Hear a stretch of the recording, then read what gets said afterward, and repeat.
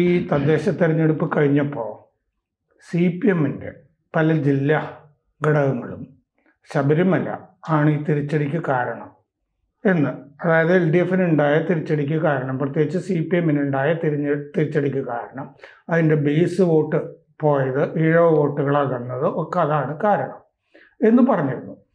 CPI അതിനു മുമ്പേ പറഞ്ഞിരുന്നു ശബരിമല തിരിച്ചടിക്ക് ഉള്ള കാരണങ്ങളിലൊന്നാണ് എന്ന് പറഞ്ഞിരുന്നു.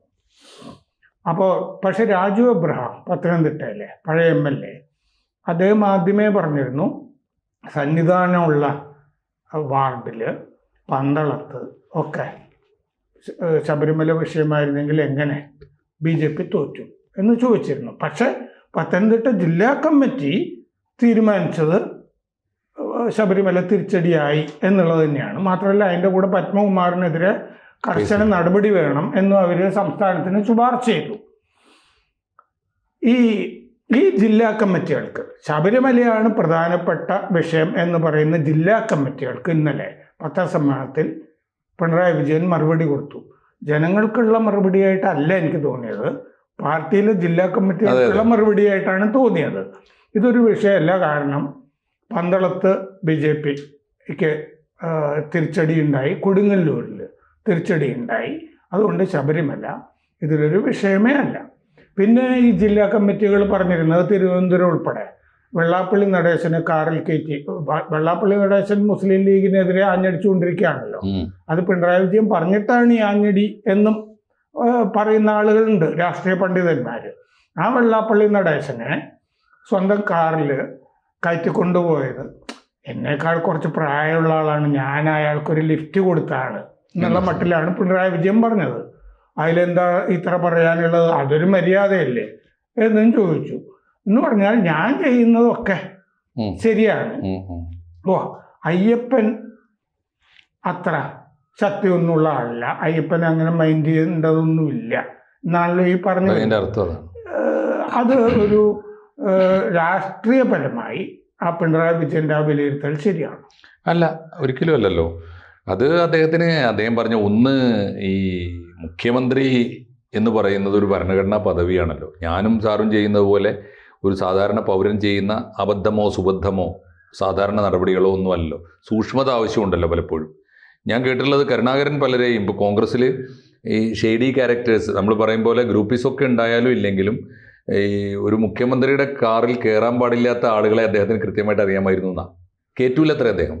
ഞാനും ഗുരുവായൂർക്കാണ് എന്ന് പറഞ്ഞാൽ പോലും താൻ വന്നോ എന്ന് പറയുമായിരുന്നു എന്ന് അങ്ങനെ പറയുമായിരുന്നു. അതായത് ആളുകളെ തിരിച്ചറിയാഞ്ഞിട്ടാണ്. CPM-നുണ്ടായിരുന്നല്ലോ ആരെയൊക്കെ. ഞാനും വേറൊന്നും ചെയ്യായിരുന്നു, ഈ ഭയങ്കര സ്പീഡിലൊക്കെ പോകുമ്പോൾ പഴയ കൊച്ചി രാജ്യ പ്രജാമണ്ഡല കാലത്തൊക്കെ ഉണ്ടായിരുന്ന വലിയ നേതാക്കളൊക്കെ ഇല്ലേ, നിസ്വരായ ആളുകൾ, പ്രത്യേകിച്ച് ഒരു അധികാരത്തിൻ്റെയൊക്കെ അയലത്ത് പോലും ഇല്ലായിരുന്ന അവരെയൊക്കെ കണ്ടാൽ വണ്ടി നിർത്തുകയും ചെയ്യുമായിരുന്നു. അതുണ്ടാവും. അയാൾക്കൊരു ഒരു കാരുണ്യത്തിൻ്റെ അംശം, ജനുവിനാണല്ലോ. അയാളെ ഭക്തി പോലും വളരെ ജനുവിനായിരുന്നു എന്നാണ് എനിക്ക് തോന്നിയിട്ടുള്ളത്. ഭക്തി തട്ടിപ്പൊന്നും ആയിരുന്നില്ല അദ്ദേഹത്തിന്. ഇപ്പോഴാണല്ലോ ഇത്, ഭക്തി ഇല്ലാത്തവർ ഭക്തി കാണിക്കുമ്പോഴാണല്ലോ തട്ടിപ്പായി മാറുന്നത്. ഇത് ഒന്നാമത് ഇപ്പോൾ ശബരിമലയുടെ കാര്യത്തിൽ ഇദ്ദേഹം പറയുന്നുണ്ടല്ലോ, സ്വാഭാവികമല്ലേ എന്ന് ചോദിക്കുന്നുണ്ടല്ലോ. സ്വാഭാവികമാണോ? എന്തിനാണ് സ്വാഭാവികമാണെങ്കിൽ ഇടതുപക്ഷ ഗവൺമെൻറ് അവിടെ അയ്യപ്പ സംഗമം നടത്താൻ പോയത്? ഒന്ന്, അതിനു മുമ്പ് തന്നെ ചോദിക്കേണ്ട ഒരു ചോദ്യം ഉണ്ടല്ലോ, ആരാണ്? 2-3 കാര്യങ്ങളുണ്ട്. ഒന്ന്, ശബരിമലയിലേക്ക് യൗവനയുക്തകളായ സ്ത്രീകൾ ചെല്ലരുത് എന്ന് പറഞ്ഞത് ആരാണ്? ചെല്ലരുത് എന്ന് പറഞ്ഞത് അയ്യപ്പനുമായി ബന്ധപ്പെട്ട, അയ്യപ്പൻ എന്ന ദൈവവുമായിട്ട് ബന്ധപ്പെട്ട വിശ്വാസമാണ്. ഒരു സമൂഹത്തിൽ മതവിശ്വാസിക്ക് ഏറ്റവും പ്രധാനപ്പെട്ടത് ദൈവത്തിൻ്റെ വചനങ്ങളാണ്. അതിനെ പാലിക്കാനേ അവർ തയ്യാറായുള്ളൂ.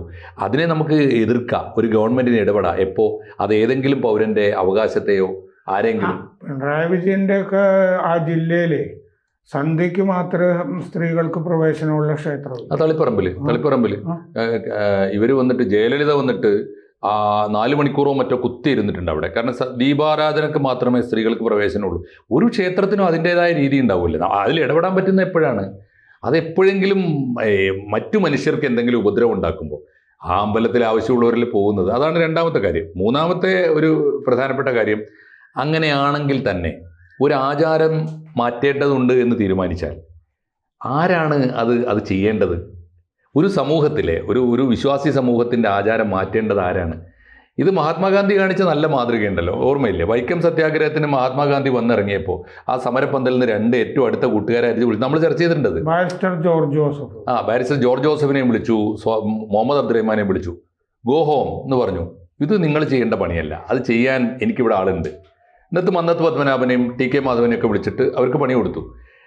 അതുകൊണ്ടാണല്ലോ മന്നത്ത് പത്മനാഭൻ പോയി സവർണ ജാഥ നടത്തിയത് ഇതിനനുകൂലമായിട്ട്. അത് ഞാൻ പറയുന്നത് അതാണ് നവോത്ഥാനത്തിൻ്റെ വഴി.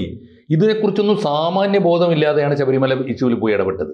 അത് 2ാമത്തെ അബദ്ധം. 3ാമത്തെ അബദ്ധമാണ് ഈ കാണിച്ച അയ്യപ്പ സംഗമം. അതിന് ബദല് മതേതര എന്താ പറയുക, ന്യൂനപക്ഷ സംഗമം വെക്കേണ്ടി വന്നു. പരിഹാസ്യമായില്ലേ നടപടി? അതിൻ്റെയൊക്കെ പുറമെയാണ് ഒടുവിലത്തെ കാട്ടുകൊള്ള. ഈ തെരഞ്ഞെടുപ്പ് കഴിഞ്ഞ ശേഷം മുസ്ലിം നേതാക്കളെ അദ്ദേഹം വിളിച്ചിരുന്നു. വിളിക്കുന്നേ. ഇതൊക്കെ ആവശ്യമില്ലാത്ത നടപടിയാണല്ലോ സത്യത്തിൽ. ഞാൻ കേട്ടിട്ടുണ്ട്, എൻ്റെ ചെറുപ്പകാലത്ത്, എൻ്റെ ഉപ്പാൻ്റെ ഒക്കെ കാലത്ത് കേട്ടിട്ടുണ്ട്, കമ്മ്യൂണിസ്റ്റുകാർ മതമൊന്നും ഇല്ലാത്തവരാ, അവരങ്ങനെ ജീവിച്ചോട്ടെ, എന്നാലും അവർ പടച്ചോൻ്റെ മുതലും കക്കൂല, പടപ്പുകളുടെ മുതലും കക്കൂല. ഇപ്പം പിണറായി വിജയൻ ഭരിക്കുന്ന കാലത്ത് എന്തിനാണ് ആളുകളെ പ്രീതിപ്പെടുത്താനും പ്രീണിപ്പിക്കാനും പോകുന്നത്? എന്തിനാണ്? സകല മൗലാനമാരുടെയും പിന്നാലെ നടക്കുന്ന എന്തിനാണ്? അവരുടെ വോട്ട് ബാങ്ക് വേണോ? കമ്മ്യൂണിസ്റ്റുകാരൻ അവന്റെ മൂല്യം കാണിച്ചു. പിണറായി വിജയനോട് പത്രസമ്മേളനത്തിൽ ആരും ഒരു ചോദ്യവും ചോദിക്കുന്നില്ല. അദ്ദേഹം പറഞ്ഞൊരു വലിയ പങ്കത്തരാം. നമ്മളെല്ലാം കണ്ടിട്ടുള്ള ചിത്രങ്ങളാണ് ഈ ഗോവർദ്ധൻ, അടൂർ പ്രകാശ്, ആന്റണി ഒക്കെ സോണിയാഗാന്ധിക്ക് ഉണ്ണികൃഷ്ണൻ പോറ്റിയെ കൊണ്ട് കാണിക്കുന്ന ചിത്രങ്ങൾ. ആ ചിത്രങ്ങൾ കാണിച്ചു കൊണ്ടിട്ട് എങ്ങനെയാണ് ഈ CPM-നെതിരായ ആരോപണങ്ങൾ പ്രതിരോധിക്കാൻ കഴിയുക? കാരണം അവിടെ CPM അവരോധിച്ച തിരുവിതാംകൂർ ദേവസ്വം ബോർഡ് പ്രസിഡന്റുമാർ കൊള്ളയുടെ ഭാഗമല്ലേ? തീർച്ചയായിട്ടും കൊള്ളയുടെ ഭാഗമാണ്. അതിനെ പറ്റിയല്ലേ അദ്ദേഹം സംസാരിക്കണം. അതാണ് പറയേണ്ടത്. അതല്ലെങ്കിൽ മറ്റേവർക്കെതിരെ പിണറായി വിജയന്റെ കയ്യിലല്ലേ പോലീസ് ഇരിക്കുന്നേ.